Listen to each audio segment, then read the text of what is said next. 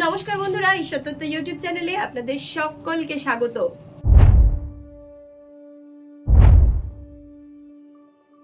ভগবানের উপর যারা বিশ্বাস করে তাদেরকে ভগবান কিভাবে সাহায্য করেন, আজকের এই কাহিনীটি আপনারা একবার শুনে নিন। ভগবানের উপর আপনাদের বিশ্বাস আরো গাঢ় হয়ে যাবে। ভগবান কিভাবে একজন ভক্তের সম্মান রক্ষা করেছিলেন। বলা হয়, যে ব্যক্তির ভগবানের উপর পূর্ণ বিশ্বাস থাকে এবং মনে কোনরূপ লোভ লালসা না থাকে, তবে এমন সজ্জন ব্যক্তির জীবনে কখনো কোনো ক্ষতি হতেই পারে না। বন্ধুরা, কথায় আছে, সত্য দুশ্চিন্তায় থাকতে পারে কিন্তু কখনো পরাজিত হতে পারে না। লোকে বলে ভগবান আমাদের কথা শোনে না। আমার মনে হয় তাদের ভক্তিতে নিশ্চয়ই কোনো না কোনো ঘাটতি আছে। তাদের ভক্তিতেই হয়তো স্বার্থযুক্ত প্রেম লিপ্ত আছে। এরই কারণে হয়তো ঈশ্বর তাদের কথা শোনেন না। যাদের ভগবানের প্রতি অটুট প্রেম এবং বিশ্বাস থাকে, ভগবান তাদের কথা অবশ্যই শোনেন। ভগবান স্বয়ং তাদেরকে সাহায্য করতে মর্তলোকে অবতীর্ণ হন। কিন্তু বন্ধুরা, এক্ষেত্রে ভগবানের উপর দৃঢ় বিশ্বাস থাকা উচিত। বন্ধুরা, আজকের এই সত্য ঘটনা যদি আপনারা বিশ্বাস করেন, তাহলে আপনাদের ভগবানের লীলার উপর বিশ্বাস করতেই হবে। আজকের এই ঘটনা ভগবান কৃষ্ণের ক্রীড়াভূমি বৃন্দাবনের ঘটনা। বৃন্দাবনে একজন সন্ত মহাত্মা ব্যক্তি বাস করতেন। সকলেই ওনাকে জজবাবু বলে ডাকতেন। একদিন এক শিষ্য একটি সাধুকে জিজ্ঞেস করলেন, আচ্ছা, ওনাকে সবাই জজবাবু বলে কেন ডাকে? যখন সবাই ওনাকে জজবাবু বলে ডাকেন, তখন আমার খুব অবাক লাগে। তখনই একজন সন্ন্যাসী বলে উঠলেন, বাবা, উনি সন্ন্যাসী হওয়ার আগে জজ ছিলেন। উনি কোর্টের জজ সাহেব ছিলেন। তিনি ভালো খারাপ মানুষের ফয়সালা করতেন, তাদের সমস্যার সমাধান করতেন। উনি অধিকাংশ সময় পাপী লোকেদের দণ্ড দিতেন এবং নিজের কলমের জোরে নির্দোষ ব্যক্তিদের ন্যায় দিতেন। ঠিক ভুলের বিচার করতে করতে একদিন ওনার জীবনে এমন একটি ঘটনা ঘটে গেল, যার ফলে উনি নিজের চাকরি বাকরি, কাজ বাজ, ঘর বাড়ি, এমনকি নিজের আত্মীয় স্বজন সব কিছু ছেড়ে সাধু হয়ে গেলেন। তখন সেই ব্যক্তি একজন সাধুকে জিজ্ঞেস করতে লাগলেন, ওনার জীবনে এমন কি ঘটনা ঘটল যে উনি সংসার ত্যাগ করে সন্ন্যাসী হয়ে গেলেন? উনি যেই জেলার জজ ছিলেন, সেই জেলারই এক দরিদ্র ব্যক্তি ছিল অমল। অমল ভগবান শ্রীকৃষ্ণের একজন সত্যিকারের ভক্ত ছিলেন। অমলের মনে ভগবান শ্রীকৃষ্ণকে নিয়ে গভীর আস্থা ছিল। তিনি ভগবান শ্রীকৃষ্ণের প্রতি অটুট বিশ্বাস রাখতেন। অমল যে কাজই করত না কেন, কখনোই সেই কাজের কর্তাধর্তা নিজেকে মনে করত না। ওনার মুখে সবসময় একটাই কথা থাকতো, মাধব জানে, যা কিছু হচ্ছে সবই শ্রীকৃষ্ণের কৃপাতেই হচ্ছে। কৃষ্ণ চাইলে সব ঠিক হয়ে যাবে। সেই আমার সমস্ত বাধা বিপত্তি দূর করে দেবে। আমার কোনো কিছু নিয়ে কোনো চিন্তা নেই, আমার মাধব আছে তো। যদি কখনো ওনার জীবনে কোনো ঘটনা ঘটতো আর কেউ ওনাকে জিজ্ঞেস করতো যে ভাই, এটা কিভাবে হয়ে গেল, অমল বলতেন, যা কিছু করে আমার মাধবই করে। তার যা ইচ্ছা তাই হয়েছে, আমি কিভাবে বলবো? আমি কিছুই জানি না কিভাবে কি হয়ে যায়। সব তারই লীলা, সে যেমনটা করায় তেমনটাই আমি করি। যদি কখনো কেউ বিপদে পড়তো আর তাকে জিজ্ঞেস করতো, ভাই অমল, কিভাবে এই বিপদ থেকে বেরোবো, একটু কিছু উপায় বলো না, তখন অমল বলতো, তুমি আমার কৃষ্ণের কাছে যাও, আমার কৃষ্ণই তোমাকে পথ দেখাবেন। যাই কাজ হতো না কেন, যাই ঘটনা ঘটতো না কেন, উনি সবকিছুই কৃষ্ণের উপরই দিয়ে দিতেন। অমল বাবুর মা বাবা তাকে যে নাম দিয়েছিল, সেই নামে তাকে কেউই ডাকতো না, কিন্তু তার এই স্বভাবের কারণে সবাই তাকে মাধব দাস বলেই ডাকত। মাধব দাস শ্রীকৃষ্ণের বড়ই ভক্ত ছিল। প্রতিদিন সে শ্রীকৃষ্ণের মন্দিরে গিয়ে তার পুজো অর্চনা করত। মাধব দাসের পরিবারও বড়ই সরল সাদা ছিল। তারা সকলেই ভগবানের সেবায় রুচি রাখত। মাধব দাসের স্ত্রী খুবই সুশীল ছিল। সে সমস্ত গৃহকর্মে নিপুণ ছিলেন। মাধব দাসের 2টি পুত্র সন্তান ছিল এবং একটি কন্যা সন্তান ছিল। দেখতে দেখতেই তার কন্যা সন্তান বিবাহযোগ্যা হয়ে গেলেন। একদিন মাধব দাসের স্ত্রী তাকে বলতে লাগলো, দেখো, আমাদের মেয়ে এখন বড় হয়ে গেছে, আমার মনে হয় আমাদের তার জন্য পাত্র খোঁজা উচিত, তাকে তাড়াতাড়ি বিয়ে দিয়ে দেওয়া উচিত। আমি বলি কি, একটা ভালো পরিবারের খোঁজ নাও আর সেখানেই মেয়ের বিয়ে দিয়ে দাও। স্ত্রীর মুখে এমন কথা শুনে মাধব দাস বলতে লাগলেন, তুমি এত কেন চিন্তা করছো? যখন আমার মাধব চাইবে তখন আমার মেয়ের বিয়ে ঠিক হয়ে যাবে। তুমি দেখো কিভাবে যে হবে তুমি বুঝতেই পারবে না। স্বামীর মুখে এমন কথা শুনে মাধব দাসের স্ত্রী বলতে লাগলো, চিন্তা করার তো ব্যাপার আছে বলো, আমাদের কাছে তো এত টাকা পয়সা নেই যে মেয়েকে ধুমধাম করে বিয়ে দেব। অর্থ ছাড়া কি মেয়ের বিয়ে কখনো দেওয়া সম্ভব হবে? স্ত্রীর মুখে এমন কথা শুনে মাধব দাস বলতে লাগলো, এত চিন্তা করো না, আমার মাধব যা চাইবে তাই হবে। এমনটা বলেই মাধব দাস রাধা মাধবের মন্দিরে চলে গেল। ভগবানের কৃপায় ওনার মেয়ের জন্যে উনি একটি খুব ভালো পরিবার খুঁজে বার করলেন। ভালো ছেলে পেয়েছে দেখে মাধব দাস মনে মনে ভাবলেন বিবাহের তারিখও নিশ্চিত করে দেওয়া উচিত। বিয়ের 10 দিন আগে মাধব দাসের স্ত্রী মাধব দাসকে বলতে লাগলেন, কি গো, 10 দিন বাকি বিয়ের, এখনো তো কোনো জোগাড় যন্ত্রই হলো না আমাদের, তোমার কিছু অর্থের ব্যবস্থা করা উচিত। বিয়ের এত জোগাড় যন্ত্র, এত কেনাকাটি কোথা থেকে যে হবে? একমাত্র মেয়ের বিয়ে যদি ভালোভাবে না করতে পারি আমাদের মান সম্মান তো ধুলোয় মিশে যাবে। স্ত্রীর মুখে এমন কথা শুনে মাধব দাস সেই গ্রামেরই একজন মুনিবের কাছে গেলেন। সে মুনিব সকলকে টাকা ধার দিত। মাধব দাস মনে মনে ভাবলেন, এখন ওনার কাছ থেকে টাকা ধার নিয়ে নিই, পরে বিয়ে হয়ে গেলে সমস্ত টাকা আমি কাজ করে শোধ করে দেব। মুনিবের বাড়ি গিয়ে মাধব দাস মুনিবকে প্রণাম জানিয়ে বলতে লাগলেন, মুনিববাবু, আমার কিছু টাকার প্রয়োজন, আমার মেয়ের 10 দিন পর বিয়ে আছে, আপনি আমাকে কিছু টাকা দিয়ে সাহায্য করুন, আমি কিছুদিনের মধ্যেই সুদ সমেত আপনার সমস্ত টাকা ফিরিয়ে দেব। মাধব দাস মুনিবের কাছে যতটা টাকা চেয়েছিলেন মুনিব তাকে তত টাকাই দিয়ে দিলেন। তারপর তিনি নিজের সুদের খাতায় দিন তারিখ সমস্ত কিছুই লিখে রাখলেন। তারপর তিনি মাধব দাসকে যতটা অর্থ দিয়েছিলেন সেই অর্থের রাশিও তিনি কাগজে লিখে রাখলেন। মাধব দাস সেই সমস্ত টাকা পয়সা নিয়ে বাড়ি ফিরে আসলেন এবং নিজের স্ত্রীর হাতে সেই সমস্ত টাকা তুলে দিলেন। স্ত্রীর হাতে সমস্ত টাকা পয়সা তুলে দেওয়ার পর তিনি আবারও রাধা মাধবের মন্দিরের দিকে রওনা দিলেন, কারণ মাধব দাস তো রাধা মাধবকে না দেখে থাকতে পারেন না। তিনি সব সময় রাধা মাধবের মন্দিরে গিয়ে তার সেবা করতেই ব্যস্ত থাকেন। বন্ধুরা, দেখতে দেখতে সেই দিনও চলে আসলো যেদিন মাধব দাসের মেয়ের বিয়ের দিন ছিল। মাধব দাস বড়ই আড়ম্বরতার সঙ্গে নিজের মেয়ের বিয়ে দিল। মেয়েকে অনেক যৌতুক দিয়ে নিজের শ্বশুর বাড়ি পাঠালো। মেয়ের বিয়ের পর মাধব দাস তার 2 ছেলেকে ডেকে বলতে লাগলো, দেখো বাবা, রাধা মাধবের ইচ্ছায় তোমাদের বোনের বিয়ে হয়ে গেছে। দেখো বাবা, এখন তোমরাও বড় হয়ে গেছো, নিজেদের দায় দায়িত্ব এখন নিজেরা বুঝে নাও। তোমরা দুজনে কোনো কাজ খোঁজো। মুনিবের কাছ থেকে টাকা ধার নিয়ে এসে তোমার বোনের বিয়ে দিয়েছি, তাই তাড়াতাড়ি যদি টাকা শোধ না করতে পারি তাহলে সুদের বোঝা অনেক বেড়ে যাবে। মাধব দাসের 2 ছেলে খুবই আজ্ঞাকারী ছিল। পিতার মুখে এমন কথা শোনার পর 2 ছেলে বলতে লাগলো, বাবা, তাহলে আমরা শহরে চলে যাই, শহরে গিয়েই আমরা কোনো একটা কাজ খুঁজে নেব, আর শহরে টাকা পয়সাও একটু বেশি পাওয়া যায়। শহরে আমরা যা অর্থ উপার্জন করব তা দিয়ে খুব তাড়াতাড়ি মুনিব মশাইয়ের ঋণ চুকিয়ে দেব। ছেলেদের মুখে এমন কথা শুনে মাধব দাস মনে মনে সন্তুষ্ট বোধ করল। তারপর সে আবারও রাধা মাধবের মন্দিরে রাধা মাধবের দর্শন করতে চলে গেল। মাধব দাসের 2 পুত্রই খুবই কর্মঠ ছিল।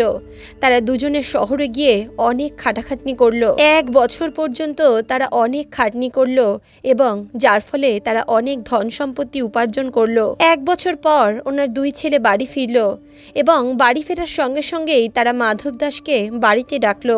তারপর মাধব দাসকে তারা অর্থ দিয়ে বলতে লাগলো, নেও বাবা, আমরা 1 বছরে যে সমস্ত অর্থ উপার্জন করেছি সবই তোমাকে দিয়ে দিলাম।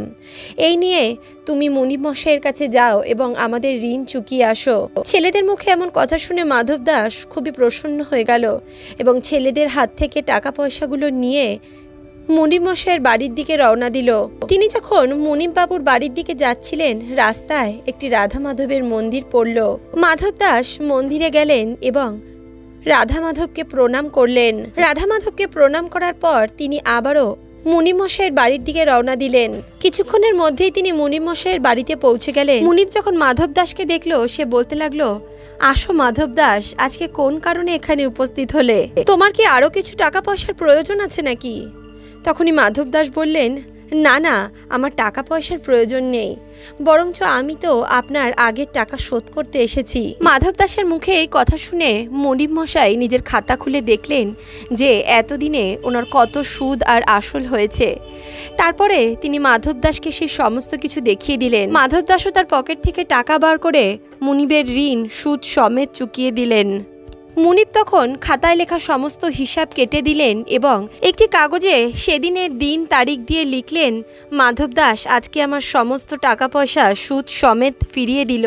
আমি এখন আর ওনার কাছ থেকে কোনো টাকা পয়সাই পাই না। এমনটা লিখে মুনিব মাধব দাসকে ওই চিঠিটা ধরিয়ে দিল আর বলতে লাগলো, ভালো করে পড়ে নাও। মাধব দাস বলল, আরে না না, এতে পড়ার কি আছে, আপনি যা লিখেছেন তা ঠিকই লিখেছেন। এছাড়াও আমি তো লেখাপড়া কিছুই জানি না, আর আমার আপনার উপরে পূর্ণ বিশ্বাস আছে। মুনিব যখন মাধব দাসের মুখে এই সমস্ত কথা শুনল, তার মনে লোভ জন্মালো। সে মনে মনে ভাবতে লাগলো, মাধব দাস তো অশিক্ষিত, তাই আমি ওর কাছ থেকে যা ইচ্ছা তাই লিখিয়ে নিতে পারি। ওকে ফাঁসিয়ে ওর কাছ থেকে আবারও টাকা আদায় করতে পারবো আমি। মুনিবের মনে যখন পাপ জন্মালো, তখন সে আগের লেখাটা নিজের কাছেই লুকিয়ে নিল আর নতুন করে একটি লেখা লিখল। তারপর সেই চিঠিটা সে মাধব দাসকে ধরিয়ে দিল। মুনিব মশাই মাধব দাসকে বলতে লাগলেন, দেখো এই চিঠিটা কিন্তু সামলে রেখো। মাধব দাস খুবই সরল সাদা মনের মানুষ ছিলেন। তিনি সরল মনে ওই চিঠিটাকে নিজের পকেটে ঢুকিয়ে নিলেন এবং সেখান থেকে চলে গেলেন। যাওয়ার সময় তিনি মনে মনে বলছিলেন, কত দেরি হয়ে গেল এখানে, আমার মাধব আমার জন্য কতক্ষণ অপেক্ষা করছে। এমনটা বলেই মাধব দাস সোজা রাধা মাধবের মন্দিরে চলে গেল এবং মন্দিরে গিয়ে মুনিবের দেওয়া ওই চিঠিটা রাধা মাধবের পায়ের কাছে রেখে দিল। রাধা মাধবের পায়ের কাছে চিঠিটা রাখার পর মাধব দাস মন্দিরের কাজে লেগে গেলেন। দেখতে দেখতেই কয়েক দিন কেটে গেল। তখন মুনিব মনে মনে ভাবতে লাগলো, এখন মাধব দাসের কাছ থেকে আবারও টাকা পয়সা হাতিয়ে নেওয়া যাক। এমনটা ভেবেই মুনিব মাধব দাসের কাছে তার দুজন লোক পাঠালো। সেই দুজন মানুষ মাধব দাসের কাছে গিয়ে বলতে লাগলো, আপনি যে মুনিবের কাছ থেকে টাকা নিয়েছিলেন সেই টাকা আপনি এখনো পর্যন্ত কেন ফেরত দেননি? আপনার সুদ তো এখন অনেক বেড়ে যাচ্ছে।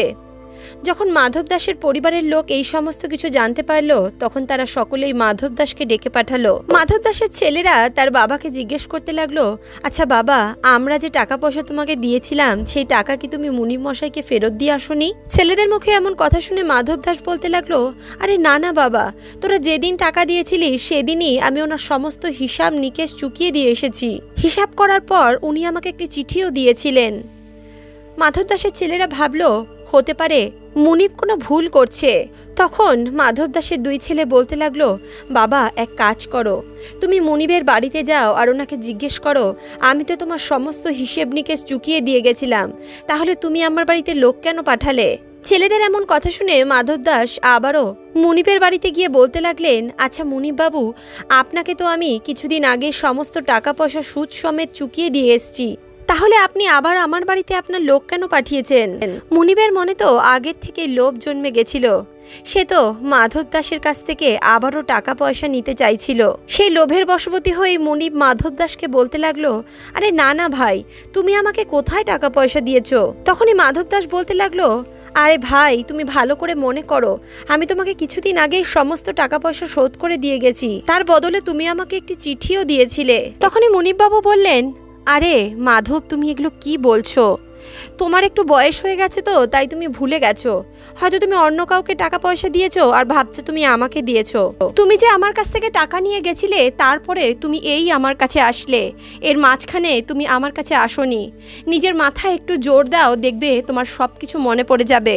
তুমি আমাকে কোনো টাকাই দাওনি। মুনিব বলতে লাগলো, তাড়াতাড়ি আমার টাকা ফেরত দাও, তা না হলে কিন্তু আমি তোমার উপরে কোর্টে কেস করে দেব। মুনিবের মুখে যখন মাধব দাস এই কথা শুনলো, সে বলতে লাগলো, মুনিব মশাই, আপনার যা করার আপনি করে দিন, আমি আপনাকে টাকা দিয়ে দিয়েছি, আর এখন আমি আপনাকে এক টাকাও আর দিতে পারবো না। এতটা বলেই মাধব দাস মুনিবের বাড়ি থেকে ফিরে গেলেন। মাধব দাস সোজা রাধা মাধবের মন্দিরের কাছে চলে গেল এবং রাধা মাধবের মন্দিরে বসে মাধবের পুজো করতে লাগলো।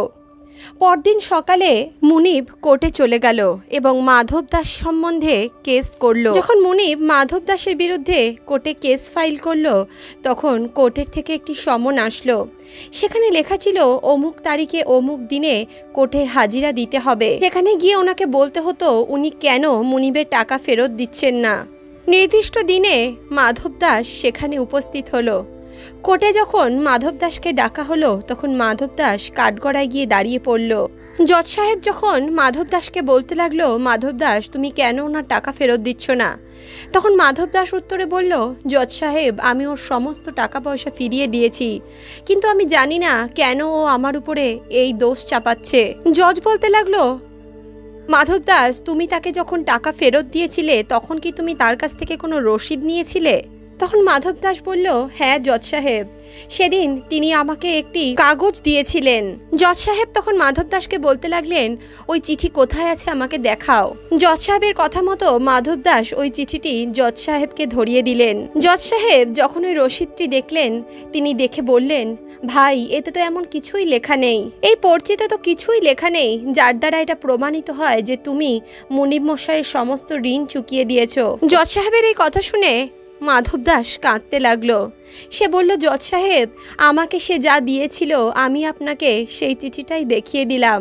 জজ সাহেব বললেন, আচ্ছা মাধব দাস তুমি তাকে যখন টাকা দিয়েছিলে তখন সেই সময় কি অন্য কেউ সেখানে উপস্থিত ছিল?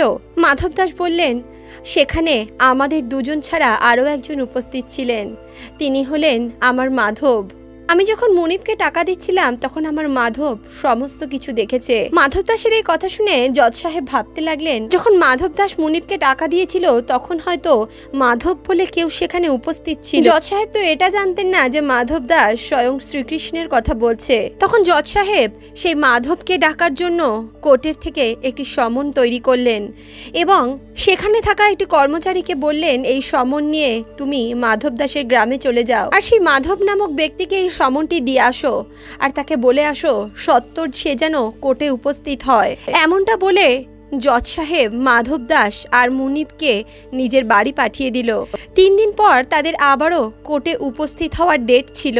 পরদিন জজ সাহেবের সেই লোকটি মাধব দাসের গ্রামে চলে আসলো মাধবের নামের সমন নিয়ে। মাধব দাসের গ্রামে এসে সেই ব্যক্তি চারদিকে মাধবকে খুঁজতে লাগলো। মাধবকে খুঁজতে খুঁজতে তার সকাল থেকে সন্ধ্যা হয়ে গেল, কিন্তু সমস্ত গ্রামে মাধব নামের সে কাউকেই পেল না। বন্ধুরা, সেই কর্মী যখন মাধবকে খুঁজতে খুঁজতে গ্রামের একদম বাইরে বেরিয়ে আসলো তখন উনি একটি ছোট্ট বাচ্চাকে দেখতে পেল। সেই ব্যক্তি তখন ওই বাচ্চাটিকে জিজ্ঞেস করলো, আচ্ছা বাবা, মাধব নামের কাউকে তুমি চেনো? এই গ্রামে মাধব কোথায় থাকে? তখন সেই বাচ্চাটি ওই সিপাহীকে বলতে লাগলো, ওই মন্দিরটা দেখছো, ওই মন্দিরেই মাধব থাকে। বাচ্চার কথা শুনে সেই ব্যক্তি ভাবতে লাগলো, মনে হয় মন্দিরের কোনো পুরোহিত হবে। এমনটা ভেবেই সেই ব্যক্তি মন্দিরের ভেতরে প্রবেশ করলো। সে মন্দিরের গেটের কাছে এসে নিজের লাঠি দিয়ে মন্দিরের মধ্যে আঘাত করে বলল, মন্দিরের ভেতরে কি কেউ আছে? মন্দিরের পূজারী তখন মন্দির থেকে বাইরে বেরিয়ে এসে বলল, কি ব্যাপার, আপনি কাকে খুঁজছেন? পূজারীর কথা শুনে সেই সিপাহী বলতে লাগলো, এখানে কি মাধব বলে কেউ থাকে? তখন পূজারী উত্তর দিল, হ্যাঁ এখানে মাধব বলে একজন থাকে। তখন সিপাহী বলল, আপনি মাধবের কে হন? পূজারী উত্তর দিল, আমি ওনার সেবক। এতটুকু শুনেই সেই সিপাহী ওই সমনটি পুরোহিতের হাতে তুলে দিল আর বলতে লাগলো, নাও ভাই, তোমার মালিকের নামে একটি ওয়ারেন্ট বেরিয়েছে, ওয়ারেন্টটি নিয়ে তুমি তোমার মালিককে দাও, ওনাকে অতি সত্বর কোর্টে হাজির হতে হবে। এক কাজ করো, তুমি এইখানে সাইন করে দাও আর আমাকে যেতে দাও, সকাল থেকে খুঁজছি তোমার মালিককে, এখন পেলাম। তারপর সেই পুরোহিত কিছু না ভেবেই সেখানে সাইন করে দিল। তারপর সেও নিজের বাড়ির উদ্দেশ্যে রওনা দিল। পূজারী মনে মনে ভাবতে লাগলো, মাধবের নামের ওয়ারেন্ট বেরোলো, ওয়ারেন্ট মাধবের নামে কিভাবে বেরোলো, আর কোর্ট এটা কি করছে, এটা কি কখনো সম্ভব? যখন পূজারী সেই ওয়ারেন্টটি খুলল সে ভালো মতোই বুঝতে পারল মাধব দাসের জন্যই কোর্ট এই ওয়ারেন্টটি পাঠিয়েছে। তখন পুরোহিত মশাই আবারও সেই মন্দিরে ফিরে আসলেন। তিনি মন্দিরে এসে রাধা মাধবের পায়ে ওই ওয়ারেন্টটি রেখে বলতে লাগলেন, প্রভু আপনার ভক্ত আপনার উপর বিশ্বাস করেছে, সে বিশ্বাস করে আপনাকে সাক্ষী রেখেছে। প্রভু তোমার ভক্ত মাধব দাস খুব ভোলা ভালো একজন মানুষ, সে তো এতটুকুই জানে না যে পাথরের মূর্তি কখনো কারোর সাক্ষী দেয় না। প্রভু তুমি তোমার ভক্তের বিশ্বাস ভেঙো না। প্রভু তুমি এমন কোনো চমৎকার করো যাতে তোমার ভক্তের মান সম্মান রক্ষা পায়। সে খুব বিশ্বাস করে তোমার সম্বন্ধে এই কথা বলেছে, তুমি ওর বিশ্বাস ভেঙো না। পুরোহিত মশাই এইটুখানি বলেই ওই ওয়ারেন্টটি রাধা মাধবের পায়ের কাছে রেখে সেখান থেকে আবারও বাড়ি চলে গেল। পরদিন সকালে পুরোহিত মশাই রাধা মাধবের মূর্তিকে স্নান করালো। তারপর তার সামনে একটি বস্ত্র রেখে দিল। তারপর সেই পুরোহিত রাধা মাধবকে বলতে লাগলো, হে ঈশ্বর, তোমার কাছে আমি অনেক বস্ত্র রেখেছি, তোমার যেটা ইচ্ছা তুমি সেটা পরিধান করো, কিন্তু আজকে তুমি কোর্টে অবশ্যই যেও। মাধব দাস তোমার জন্য কোর্টে অপেক্ষা করবে। দেখতে দেখতে কোর্টে যাওয়ার সময় চলে আসলো। কোর্টে যাওয়ার আগে মাধব দাস রাধা মাধবের মন্দিরে গেল। তারপর সে মাধবকে বলতে লাগলো, হে মাধব, তুমি তো এটা ভালোভাবেই জানো আমি মনিবের কাছ থেকে যে টাকা নিয়েছিলাম সেটা সুদ সমেত তাকে ফিরিয়ে দিয়েছি, কিন্তু ও আমাকে নিয়ে এত বড় মিথ্যা কথা বলল, ও আমাকে ফাঁসানোর চেষ্টা করলো। সমস্ত গ্রামবাসীর কাছে, সমস্ত কোর্টের কাছে ও আমাকে বেঈমান সিদ্ধ করতে চাইছে। হে প্রভু, আজকে আমি তোমার জন্য কোর্টে অপেক্ষা করব। তুমি অবশ্যই আজকে কোর্টে এসো, আর কোর্টে এসে তুমি কোর্টে তোমার সাক্ষী দিও। রাধা মাধবের সামনে একথা বলে মাধব দাস কোর্টের উদ্দেশ্যে রওনা দিয়ে দিল। কিছুক্ষণ পর জজ সাহেব চলে আসলেন। তিনি মাধব দাসকে কাঠগড়ায় দাঁড় করালেন আর বললেন, মাধব দাস, তোমার সাক্ষী কোথায় আছে? তাকে কাঠগড়ায় ডাকো। তখন মাধব দাস বলল, এক্ষুনি আসবেন উনি, কিছুক্ষণ আপনি অপেক্ষা করুন। কিছুক্ষণ পর এক সিপাহী মাধব মাধব বলে ডাকতে লাগলো। বলল, মাধব কাঠগড়ায় উপস্থিত হন, মাধব কাঠগড়ায় উপস্থিত হন। তিনি যখন তৃতীয়বার ডাকলেন তখন পেছন থেকে একটি আওয়াজ আসলো। বলল, এই যে হুজুর, আমি চলে এসেছি। এমনটা দেখে মুনিব খুব অবাক হয়ে গেল। সে মনে মনে ভাবতে লাগলো, মাধব দাস যখন আমাকে টাকা দিয়েছিল তখন তো সেখানে কেউই উপস্থিত ছিল না, তাহলে এখানে ইনি কিভাবে চলে আসলো? জজ যখন মাধবের দিকে তাকালো, তিনি দেখলেন একজন বৃদ্ধ ব্যক্তি সেখানে উপস্থিত হয়েছেন। তিনি একটি ছেঁড়া ফাটা জামা পরে এসেছেন, মাথায় একটি পাগড়ি বাঁধা আছে, ওনার গলায় একটি রুদ্রাক্ষর মালা আছে, আর চোখে মুখে একটি উজ্জ্বল আভা। তিনি মুচকি মুচকি হাসছিলেন আর কোর্টের দিকে এগিয়ে আসছিলেন। জজ এর আগে এমন দীপ্তিময় চেহারা কোনোদিনও দেখেননি। উনি ওনার সমগ্র জীবনে অনেক বড় বড় লোকের সঙ্গে সাক্ষাৎ করেছেন, কিন্তু এত মহান, এত দীপ্তিময় তেজ উনি কারোর মধ্যে খুঁজে পাননি। সে বৃদ্ধ ব্যক্তি যখন কাঠগড়ায় এসে উপস্থিত হলো তখন জজ সাহেব তাকে প্রথম প্রশ্ন করলেন। তিনি বলতে লাগলেন, তোমার নামই কি মাধব? সেই ব্যক্তি উত্তর দিল, হ্যাঁ জজ সাহেব, আমার নামই মাধব। সেই ব্যক্তি জজ সাহেবের প্রশ্নের উত্তর দিচ্ছিল আর মিচকি মিচকি হাসছিল। জজ সাহেব দ্বিতীয় প্রশ্ন করলেন, যখন মাধব দাস মুনিবকে টাকা দিয়েছিল তখন কি তুমি সেখানে উপস্থিত ছিলে? তখন সে বৃদ্ধ ব্যক্তি উত্তর দিল, হ্যাঁ জজ সাহেব, আমি তখন সেখানে উপস্থিত ছিলাম। মাধব দাস মুনিবের সমস্ত টাকা পয়সা সুদ সমেত ফেরত দিয়েছে, আর এই সমস্ত কিছু সে আমার সামনেই করেছে। যখন মুনিব ওই বৃদ্ধ ব্যক্তির কথা শুনলো, সে চিৎকার করে বলে উঠল, জজ সাহেব, ও মিথ্যে কথা বলছে। তখন জজ সাহেব বলতে লাগলেন, দেখুন মুনিব বাবু, আপনাকে যখন প্রশ্ন করা হবে তখন আপনি উত্তর দেবেন, মাঝখান থেকে কথা বলে আপনি আদালতের কার্যক্ষমতা নষ্ট করবেন না। জজের কথা শুনে মুনিব মশাই শান্ত হয়ে গেলেন। তারপরে জজ সাহেব, আচ্ছা মাধব, তুমি বলছো যখন মাধব দাস মুনিবকে টাকা ফেরত দিয়েছিল তখন তুমি সেখানে উপস্থিত ছিলে, তোমার কথার প্রমাণ কি তুমি দিতে পারবে? তখন বিহারি বলতে লাগলো, হ্যাঁ আমার কাছে প্রমাণ আছে। তখন জজ সাহেব বলল, কি প্রমাণ আছে আমাকে বলো। বিহারি উত্তর দিল, মুনিব যেখানে বসে সেইখানে একটি আলমারি আছে, ওই আলমারির মধ্যে 3টি তাক আছে, আর আলমারির যে দ্বিতীয় তাকটা আছে তাতে একটি লাল রঙের খাতা রাখা আছে। ওই খাতার 55 নম্বর পেজে একটি পর্চি লেখা আছে, যেখানে লেখা আছে, অমুক দিনে মাধব দাস আমার সমস্ত টাকা পয়সা সুদ সমেত আমাকে ফেরত দিয়েছে, আর এখন আমি মাধব দাসের কাছ থেকে কোনো টাকা পয়সাই পাই না। জজ সাহেব তখন মুনিবকে জিজ্ঞেস করলো, তোমার বাড়িতে কি এমন কোনো আলমারি আছে? মুনিব তখন বিপাকে পড়ে গেল। সে বলতে লাগলো, হ্যাঁ জজ সাহেব, আমার কাছে একটি আলমারি আছে। জজ সাহেব মুনিবের কাছ থেকে ওই আলমারির চাবি চাইল। মুনিব বাধ্য হয়ে জজ সাহেবকে আলমারির চাবি দিল। সে তখন একজন পুলিশকে ওই চাবিটি দিয়ে বলল, যাও এই চাবিটি নিয়ে গিয়ে মুনিবের সেই আলমারি খোলো এবং 2 নম্বর তাকে যে খাতাটি রাখা আছে সেই খাতাটি নিয়ে আসো। পুলিশ তখন মুনিবের বাড়ি পৌঁছলো এবং সেখানে গিয়ে ওই আলমারি খুলল। আলমারির 2 নম্বর তাক থেকে ওই লাল রঙের খাতাটি নিয়ে সে জজ সাহেবের কাছে এসে উপস্থিত হলো। তারপর সে জজ সাহেবকে ওই খাতাটি দিয়ে দিল।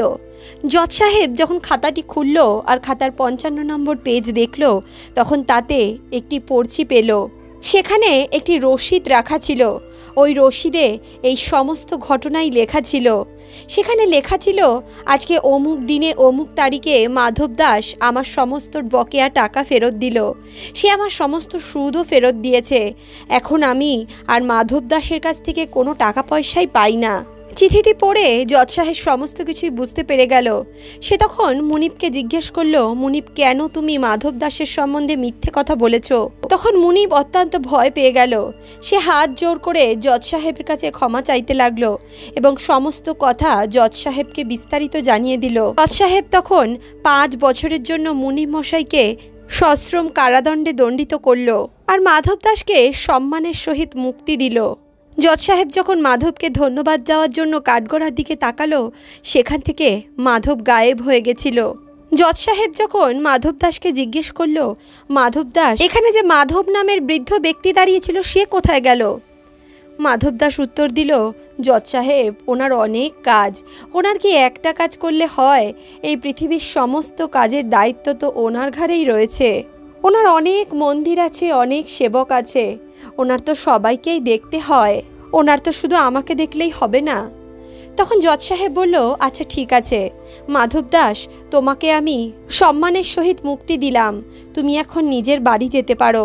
তারপর জজ সাহেব সেই সিপাহীকে ডাকলো, যে সিপাহী মাধব দাসের বাড়িতে গেছিল ওয়ারেন্ট দিতে। জজ সাহেব সেই সিপাহীকে বলতে লাগলো, ভাই, আমার সেই ব্যক্তির সঙ্গে দেখা করার খুব ইচ্ছা হচ্ছে, সে কোথায় থাকে? তুমি কি আমাকে তার ঠিকানা দিতে পারো? আমি তার সঙ্গে সাক্ষাৎ করতে চাই। সিপাহী বলল, কিন্তু জজ সাহেব, আপনি কেন ওর সঙ্গে দেখা করতে চান? কেস তো সমাপ্ত হয়ে গেছে। তখন জজ সাহেব বলল, ভাই, আজকে আমি অনেক বড় পাপ করার হাত থেকে বেঁচে গেলাম। আজকে যদি আমি মুনিবের কথা বিশ্বাস করে নিতাম তাহলে একটি নির্দোষ ব্যক্তি সাজাপ্রাপ্ত হতো। আজকে ওই বৃদ্ধ ব্যক্তি এখানে এসে আমাকে পাপের হাত থেকে রক্ষা করলো, তাই আমি ওনার সঙ্গে সাক্ষাৎ করতে চাই। আমি ওনার সঙ্গে সাক্ষাৎ করে ওনাকে ধন্যবাদ দিতে চাই আর ওনাকে একবার দেখতে চাই। আমি ওনাকে যখন থেকে দেখেছি তখন থেকে আমার মনের ভেতরটা আনচান আনচান করছে, মনে হচ্ছে যেন আমি বারবার ওনার দর্শন করি। জজ সাহেবের কথা শুনে সেই সিপাহী বলতে লাগলো, জজ সাহেব, আপনি ঠিকই বলছেন। এই আদালতে কত মানুষ কতভাবে এসেছে, কত মানুষ সাক্ষী দিতে এসেছে, কত মানুষ কাঠগড়ায় এসে দাঁড়িয়েছে, কিন্তু ওনার মতো এত দীপ্তিময় চেহারা আমি এর আগে কখনো দেখিনি। তখন জজ সাহেব বললেন, দেখো ভাই, আর বেশি দেরি করো না, চলো আমরা দুজনেই যাই আর মাধবের সঙ্গে গিয়ে দেখা করি। তারপর সেই সিপাহী জজ সাহেবকে নিয়ে মাধবের কাছে গেল। সে গেল মাধবের মন্দিরে। যখন জজ সাহেব মন্দিরের ভিতর প্রবেশ করলো তখন জজ সাহেব আর ওই সিপাহী দুজনেই অবাক হয়ে গেল, কারণ মন্দিরে যে সাক্ষী দিতে এসেছিল তার রূপ আর মাধবের রূপ একেবারে একরকম ছিল, যেন মনে হচ্ছিল স্বয়ং শ্রীকৃষ্ণই সেখানে উপস্থিত হয়েছিলেন। এমনটা দেখে জজ সাহেব অবাক হয়ে গেলেন। তিনি সিপাহীকে জিজ্ঞেস করলেন, তুমি ওই সমনটি কার হাতে দিয়েছিলে? উত্তরে সিপাহী বলল, আমি ওই সমনটি ওনার এক ভৃত্যকে দিয়েছিলাম। সেই ভৃত্য আমাকে বলেছিল উনি মাধবের সেবক। তখন জজ সাহেব সিপাহীকে বলল, ওই সেবক কোথায় আছে, তাকে এক্ষুনি এখানে ডেকে আনো। তখন সে সিপাহী বলল, জজ সাহেব, আপনি এখানে একটু অপেক্ষা করুন, আমি এক্ষুনি তাকে ডেকে আনছি। এমনটা বলে সেই সিপাহী পুরোহিত মশাইকে মন্দির চত্বরে খুঁজতে লাগলেন। তারপর তিনি পুরোহিত মশাইকে নিয়ে জজ সাহেবের সামনে উপস্থিত হলেন। তিনি পুরোহিত মশাইকে বলতে লাগলেন, পুরোহিত মশাই, আপনি মাধবকে কবে থেকে চেনেন? আপনি মাধবের কে? পুরোহিত মশাই বললেন, আমি তো ওনার সেবক। তখন জজ সাহেব বললেন, তোমার মালিক মাধব কোথায়? আমি ওনার সঙ্গে সাক্ষাৎ করতে চাই, আমি ওনাকে ধন্যবাদ দিতে চাই। উনি একজন মহান ব্যক্তি, আজকে ওনার জন্যে আমি একটা মস্ত বড় পাপ করার হাত থেকে বেঁচে গেলাম। তুমি দয়া করে আমাকে ওনার সঙ্গে সাক্ষাৎ করাও। তখন পুরোহিত মশাই রাধা মাধবের মূর্তির দিকে দেখিয়ে বললেন, ওই তো আমার মাধব, আপনার সামনেই তো ওনার মূর্তি রাখা রয়েছে, ইনিই তো আমাদের মাধব, আমাদের শ্রীকৃষ্ণ মুরারি। পুরোহিতের মুখে এমন কথা শুনে জজ অবাক হয়ে গেল। তার আর এই ঘটনা বুঝতে দেরি হলো না। সে বুঝে গেল আজকে আদালতে যে সাক্ষী দিতে গেছিল সে আর কেউ নয়, সে স্বয়ং শ্রীকৃষ্ণ। নিজের নির্দোষ ভক্তকে মুক্ত করার জন্যে, তাকে শাস্তির হাত থেকে রক্ষা করার জন্য আজকে ভগবান স্বয়ং আদালতে গিয়ে উপস্থিত হয়েছিলেন। যখন ভগবানের সাক্ষাৎকার হলো তখন সেই জজ সাহেব নিজের সমস্ত কিছু ত্যাগ করে দিলেন। তিনি নিজের চাকরি বাকরি ঘর বাড়ি সমস্ত কিছু ত্যাগ করে সন্ন্যাসী হয়ে গেলেন। তখন থেকে শুরু করে আজ পর্যন্ত তিনি রাধা মাধবের সেবা করেন। তিনি মাধব মাধব করে যান। তিনি সব সময় তারই নাম কীর্তন করেন। রাধা মাধবের নাম স্মরণ করতে করতেই তিনি বৃন্দাবনের অলিতে গলিতে ঘুরে বেড়ান। কেউ সত্যিই বলেছে, মনে যদি অটুট বিশ্বাস থাকে আর আপনার মনে যদি কোনোরূপ কোনো ছল কপট না থাকে, তাহলে আপনার সাহায্যের জন্যে স্বয়ং ঈশ্বরও পৃথিবীতে নেমে আসেন। ভগবান বলেন, যার মন পবিত্র আমি তার কাছে যাই। ছল কপট আমার একেবারে ভালো লাগে না। যার মন নির্মল, যার ভাবনা সত্য এবং শুদ্ধ, সেই ভক্তই ভগবানের অত্যন্ত প্রিয় হয়। এমন ভক্তকে ভগবান কখনো বিপদে পড়তে দেন না। যারা ছল কপট করে, যারা অন্যের ক্ষতি করার চেষ্টা করে, ভগবান তাদের কখনই আপন করেন না। দ্বিতীয়ত, যে ব্যক্তি ভগবানের ভক্তের শত্রু হয়, অর্থাৎ যারা ভগবানের ভক্তের সঙ্গে শত্রুতা করে, ঈশ্বর তাদের কখনোই ভালো করেন না। তৃতীয়ত, ভগবান তাকেই দেখা দেন যার ভগবানের প্রতি অটুট বিশ্বাস থাকে। বন্ধুরা, আমাদের আজকের এই কাহিনী সম্বন্ধে আপনাদের কি মন্তব্য কমেন্ট বক্সে অবশ্যই লিখে জানাবেন। তাহলে বন্ধুরা, আজকের এই ভিডিও, আজকের এই প্রসঙ্গ আপনাদের কেমন লাগলো অবশ্যই কমেন্ট বক্সে লিখে জানান। ভিডিওটি যদি ভালো লাগে তাহলে অবশ্যই ভিডিওটিতে একটি লাইক করুন, বন্ধু বান্ধব আত্মীয় পরিজনের সঙ্গে ভিডিওটি শেয়ার করুন, আর অন্তর্মন থেকে বলুন রাধে রাধে।